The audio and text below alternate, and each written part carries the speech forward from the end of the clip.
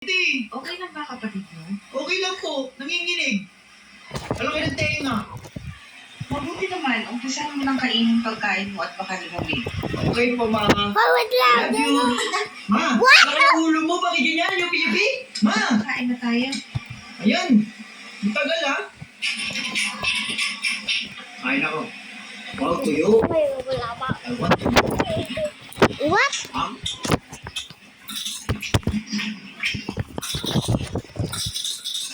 Sarap!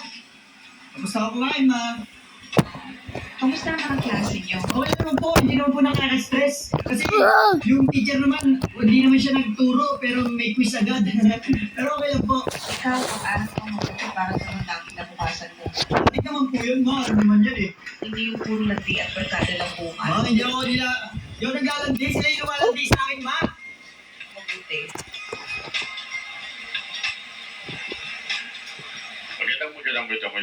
Magandang gabi mga kababayan. Bulula. Nagbabalik na naman ang Radyo 819 DZAR. Okay po. Mag-iingat po tayo mga kababayan dahil madami na ang namamatay ngayon dahil sa pay to kill. Pay to kill. Nangyayari lang daw ang insidente sa gabi kaya pinag-iingat po ang lahat. Okay po. May nahuli na rin ang otoridad sa kaso ito kapalit ng pera. Hoy! At mag-iingat na rin kayo dyan sa lugar ng Barangay Sakdudol dahil dalawa na po ang namatay sa lugar na yan.